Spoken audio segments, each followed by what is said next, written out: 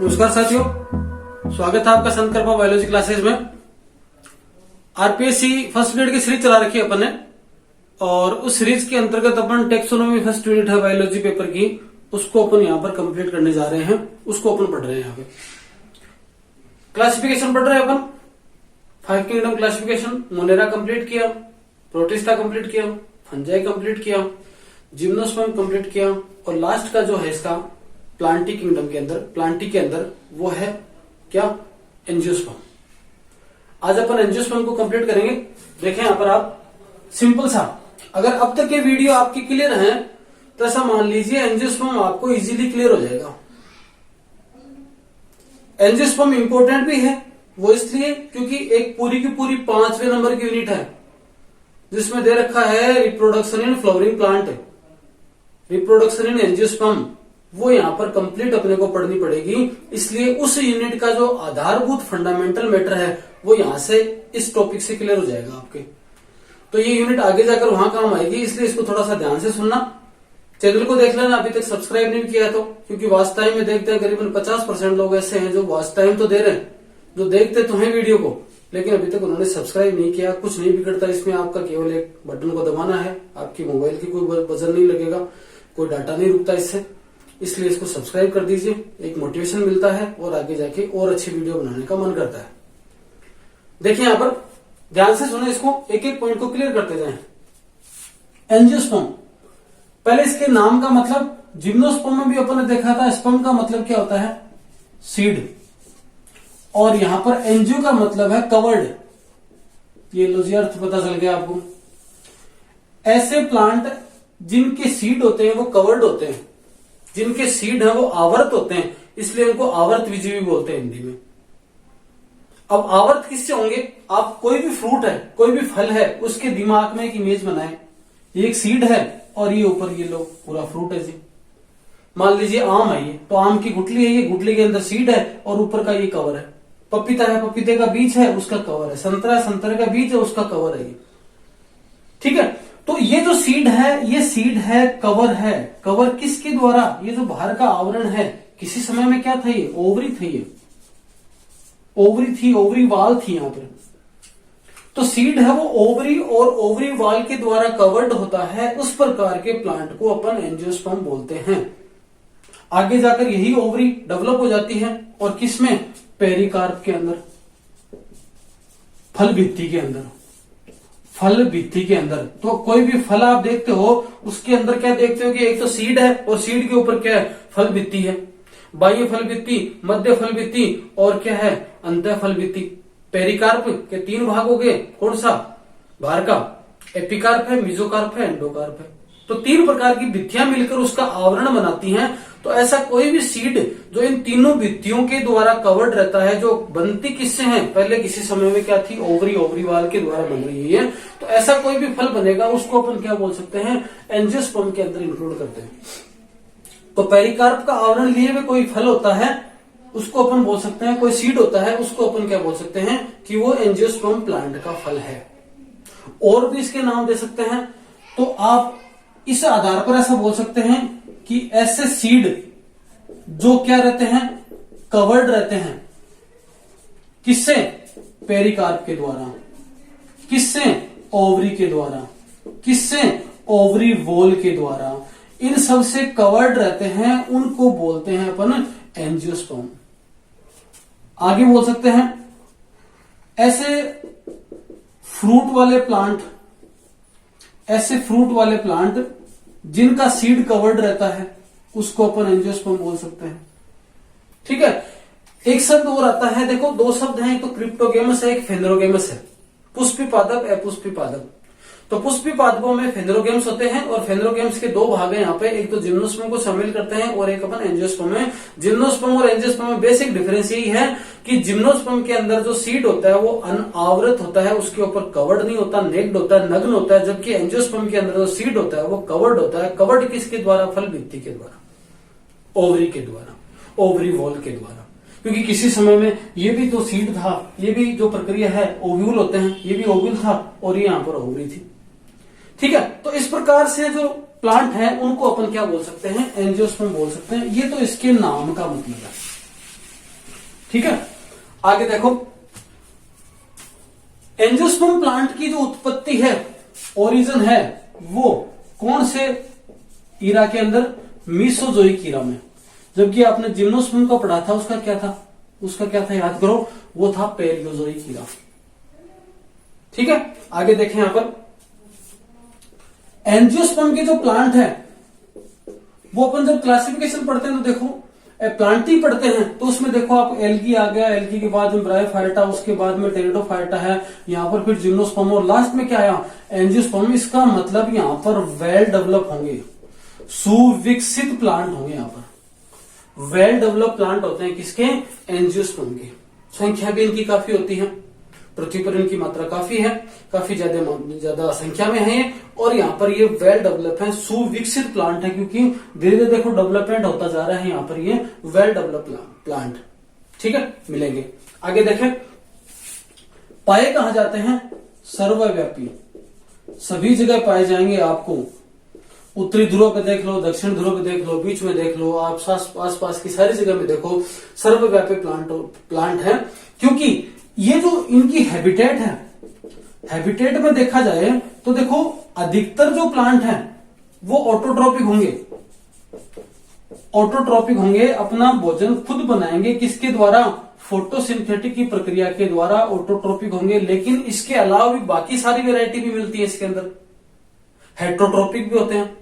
ठीक है, हेट्रोट्रॉपिक का मतलब क्या हो गया, देखो ऑटोट्रॉपिक तो हो गए, हेट्रोट्रॉपिक का मतलब क्या हो गया यहाँ पर, कि पैरासिटिक कंडीशन में भी मिलेंगे।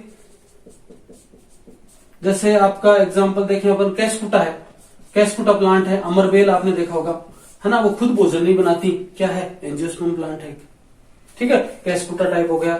ठीक है, उसके बाद में आपके क्या मिलेंगे, उसके बाद में आपके सैप्रोफाइटिक भी मिलेंगे। पाइप प्लांट है एक, पाइप प्लांट, ये क्या है, सैप्रोफाइट है, मृत जीवी को अपना भोजन बनाते हैं। तो पैरासिटिक कंडीशन में मिलेंगे, सैप्रोफाइटिक कंडीशन में मिलेंगे, और किस कंडीशन में मिलेंगे, ये आपके इंसेक्ट को भी खा सकते हैं, इंसेक्टिवोरस भी मिलेंगे।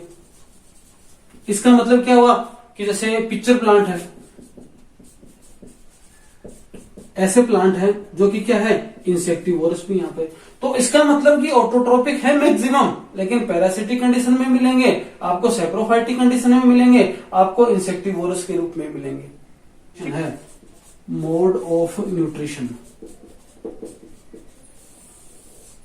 आवास देखा जाए तो इसका आवास में आपके जीरोफाइटिक भी मिल जाएंगे। ठीक है, आपके टेरिस्ट्रियल एनवायरनमेंट में, बाकी एनवायरनमेंट में मिल जाएंगे। ठीक है, आपके ये हाइड्रोफाइटिक एनवायरनमेंट में मिल जाएंगे। ठीक है, जैसे एक शब्द आता है एस्चुराइन। एस्चुराइन किसको बोलते हैं, ये नदी है, और नदी जाकर किसमें मिल गई, समुद्र में मिल गई। तो नदी जब समुद्र में मिलती है तो ये बीच का पोर्शन है जहां पर नदी और समुद्र के दोनों का सा सेम सा एनवायरनमेंट रहता है, दोनों का मिक्स वातावरण रहता है, उसको क्या बोलते हैं, एस्चुरी बोलते हैं। तो ये एस्चुराइन एनवायरनमेंट के अंदर भी मिल जाते हैं। ठीक है, ये कोई यहाँ पर रहना आसान काम नहीं होता, क्योंकि कभी यहाँ का एनवायरनमेंट हावी होता है, कभी यहाँ का एनवायरनमेंट हावी होता है। ठीक है, ये साल्टी एनवायरनमेंट है, ये नॉन साल्टी एनवायरनमेंट है। तो इस कंडीशन में भी रह सकते हैं ये, मतलब हर कंडीशन के अंदर भी रह सकते हैं। एडेप्टेशन इनका बढ़िया होता है, अनुकूलित होते हैं हर वातावरण के प्रति। तो एस्चुराइन के अंदर भी रहते हैं। कुछ एपिफाइट्स भी होते हैं। एपिफाइट्स का मतलब कि ये जो प्लांट हैं वो आपके किसी दूसरे प्लांट के ऊपर भी, ये कोई पेड़ है और इस पेड़ की शाखा है, इस पेड़ की शाखा के ऊपर लग गए और अपनी ग्रोथ कर ली, मतलब इस कंडीशन में भी रह सकते हैं। तो कहने का मतलब क्या हुआ, अगर हैबिटेट की बात करें तो जीरोफाइटिक भी हो सकते हैं, टेरिस्ट्रियल भी हो सकते हैं, हाइड्रोफाइटिक भी हो सकते हैं, एस्चुराइन भी हो सकते हैं, और आपके एपिफाइट्स भी हो सकते हैं। साइज की बात करें, ठीक है, इनकी साइज की बात करें तो ये हर्ब्स भी मिलेंगे, छोटे भी मिलेंगे, ग्रासेस भी होती हैं इसके अंदर। ठीक है, उसके बाद में आपके बड़े पेड़ भी हैं, ट्री भी हैं, बड़े पेड़ भी मिलेंगे यहाँ पर। कुछ ऐसे जो भी होते हैं बेल टाइप, जैसे कैस्कुटा है वो किसी दूसरे पेड़ के ऊपर चढ़ जाती है, तो यहाँ पर क्लाइंबर्स भी होते हैं। ये इनके प्रकार हैं, मतलब ये इस कंडीशन के अंदर रह सकते हैं। और वैसे देखा जाए ये तो इनके प्रकार हो गए। और इसकी साइज की बात करें तो एक तरीके से जैसे वोल्फिया है, इसकी साइज केवल और केवल क्या है 2 mm है। ठीक है। जबकि देखा जाए यूके लिप्टस है, ये करीबन करीबन 400 फीट के आसपास हो सकता है। तो एक तरफ देखा जाए तो 400 फीट लंबा प्लांट भी है और दूसरी तरफ देखा जाए तो वोल्फिया 2 mm का प्लांट भी है। तो ये इसमें व्यापकता विविधता देखने को मिलती है, सर्वव्यापी है। ये कुछ बातें कॉमन है एंजियोस्पर्म के बारे में। आगे देखते हैं। इसके बाद देखें एंजियोस्पर्म प्लांट जिम्नोस्पर्म से शुरू हो गया था। तो जिम्नोस्पर्म के बाद में जो प्लांट है और मुख्यतः एंजियोस्पर्म आ गया, तो इनकी जो मेन बॉडी होगी वो क्या होगी, याद रखना, ये स्पोरोफाइटिक होती है। मतलब स्पोर होते हैं इसके अंदर। स्पोरोफाइटिक मेन बॉडी, जहां पर एल्गी से शुरू किया था वहां पर गेमेटोफाइटिक मेन बॉडी थी, यहां तक आते आते स्पोरोफाइटिक क्या होगी, मेन बॉडी होगी। मतलब जीवन के अधिकतम समय में डिप्लॉयड स्टेज होती है केवल कुछ समय के लिए। जब आपके गेमिट बनते हैं तब गेमेटोफाइटिक स्टेज या हैप्लॉयड स्टेज आती है, वो उसका समय बहुत कम होता है। ठीक है। आगे देखें मेन बॉडी क्या होगी, स्पोरोफाइटिक हो गई। वेस्कुलर सिस्टम है, वेस्कुलर सिस्टम इसके अंदर वेल डेवलप होता है, अच्छा सुविकसित मिलेगा आपको। वेस्कुलर सिस्टम है वो यहां पर आपको सुविकसित मिलेगा, क्योंकि यहां पर जड़ है, तना है, पत्ती है, ये वेल डेवलप होते हैं और वेस्कुलर सिस्टम भी सुविकसित होते हैं। और वेस्कुलर सिस्टम सुविकसित होने का मतलब क्या हुआ, देखें यहां पर जाइलम और फ्लोएम, ये दो वेस्कुलर सिस्टम के मेन पार्ट होते हैं। जाइलम और फ्लोएम से ही मिलकर आपके वेस्कुलर सिस्टम बनता है। आगे जाकर फिर इनमें कैम्बियम बनने लगता है। तो जाइलम और फ्लोएम का मतलब क्या हुआ, देखो जाइलम का मीनिंग क्या है। जाइलम का मीनिंग है कि ये जो चार चीजें हैं इनसे मिलकर कोई संरचना बनती है, उसको अपन जाइलम बोलते हैं। वो चार चीजें कौन सी होती हैं, ठीक है। एक तो होती हैं वाहिनिकाएं, एक होते हैं वाहिकाएं, ठीक है। एक यहां पर जाइलम पेरेन्काइमा और एक है यहां पर जाइलम स्क्लेरेन्काइमा।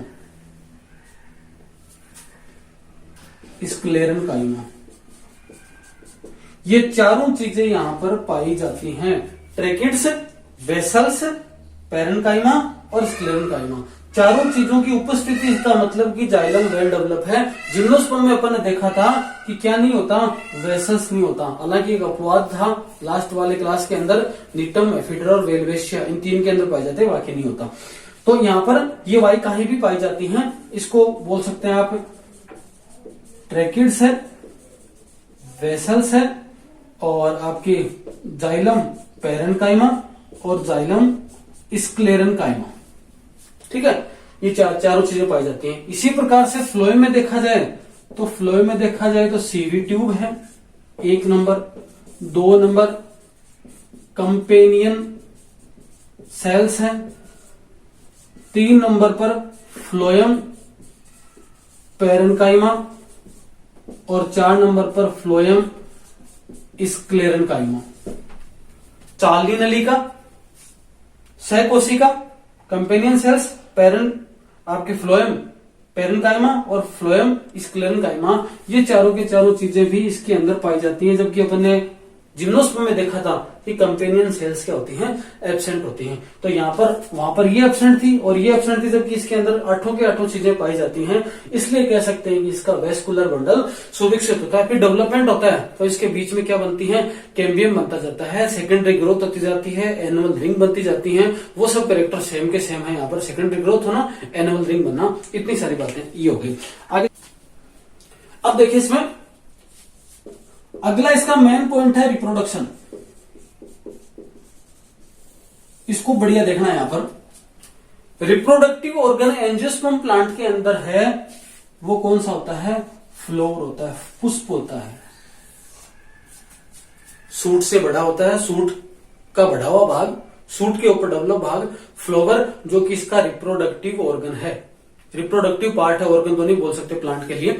तो ये जो फ्लावर है, इस फ्लावर में मुख्यतः देखा जाए तो 4 चक्कर होते हैं। 2 चक्कर को बोलते हैं एक तरीके से सहायक चक्र, और 2 चक्कर को बोलते हैं आवश्यक चक्र।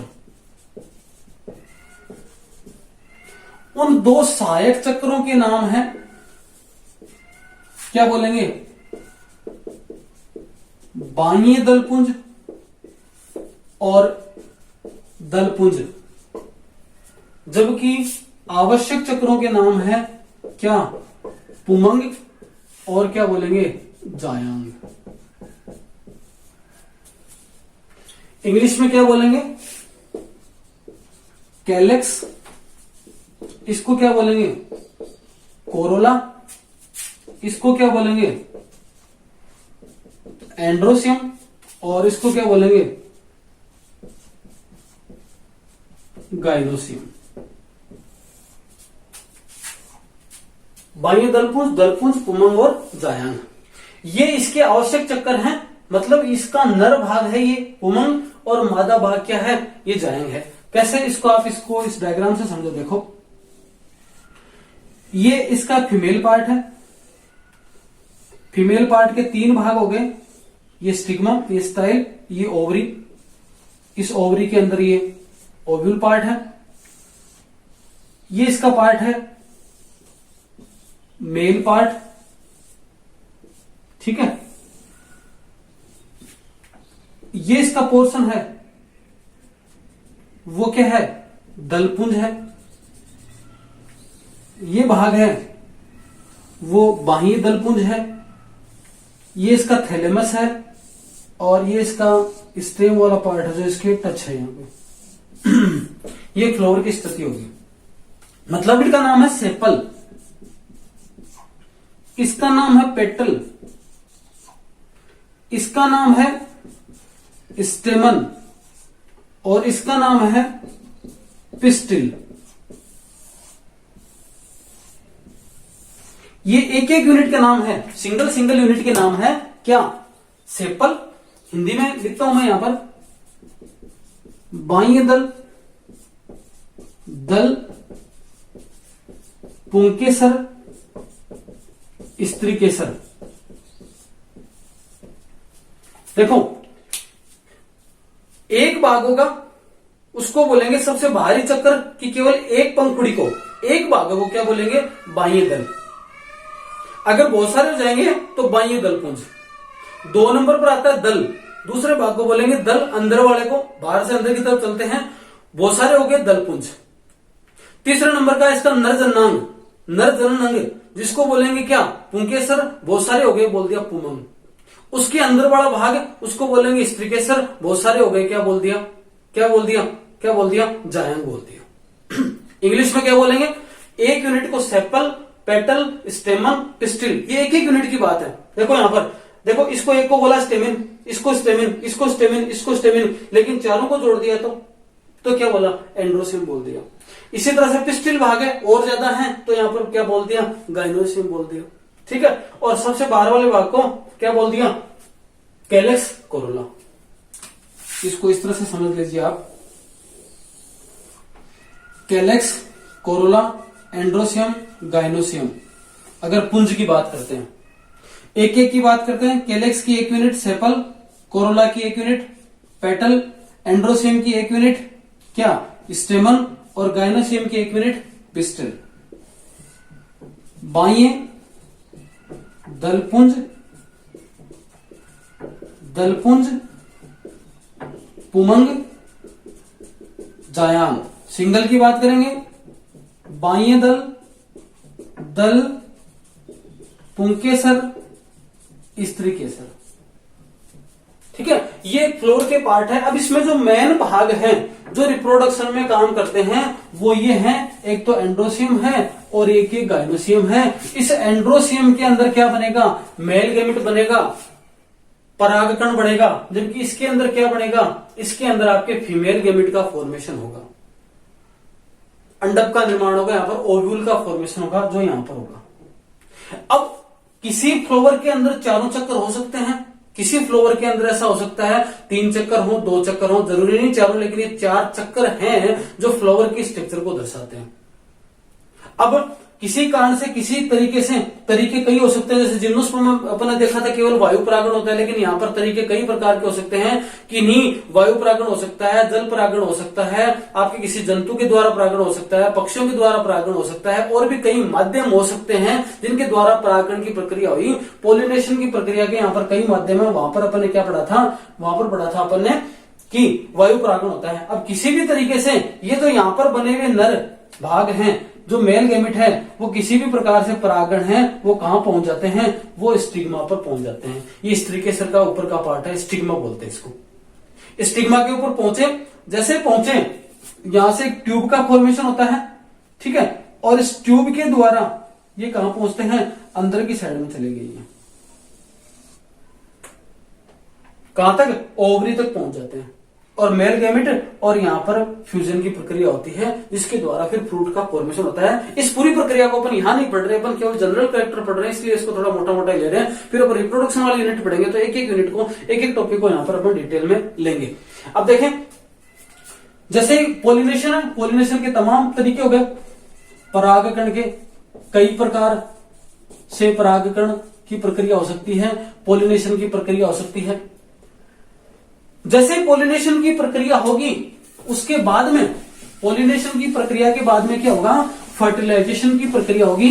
लेकिन यहां पर फर्टिलाइजेशन होने से पहले ही किसका फॉर्मेशन हो जाता है, इसका फॉर्मेशन हो जाता है, एंडोस्पर्म का फॉर्मेशन कहां हो गया था फर्टिलाइजेशन से पहले, जिम्नोस्पर्म के अंदर।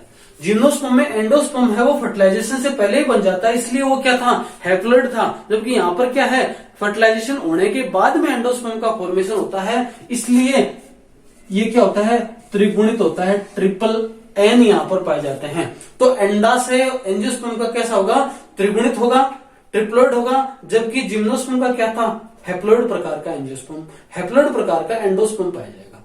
ठीक है, अब फर्टिलाइजेशन और ये जो प्रक्रिया होती है उसमें 2 महत्वपूर्ण बात है जो आपको एंजियोस्पर्म की याद रखनी है। डिटेल में अपन उनको वहां देखेंगे, कहां पर, 5 मिनट के अंदर, कि एंजियोस्पर्म प्लांट में ट्रिपल फ्यूजन, ये जो बना उसको बोल सकते हैं, एंड डबल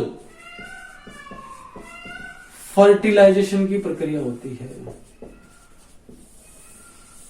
डबल फर्टिलाइजेशन और ट्रिपल फ्यूजन का पाया जाना एंजियोस्पर्म का मेन कैरेक्टर है। और किसी भी जो प्लांट का जो भाग है, प्लांट के जो ग्रुप है, प्लांट की जो क्लासेस है, उनमें किसी में नहीं पाया जाता, केवल और केवल एंजियोस्पर्म में मिलेगा आपको क्या, ट्रिपल फ्यूजन और डबल फर्टिलाइजेशन, दोहरा निषेचन होगा और त्रिसंलयन की प्रक्रिया यहाँ पर होती है। और एंडोस्पर्म का फॉर्मेशन है वो फर्टिलाइजेशन के आफ्टर होता है, इसलिए क्या बनता है, ये ट्रिप्लॉइड या 3N टाइप का बन गया।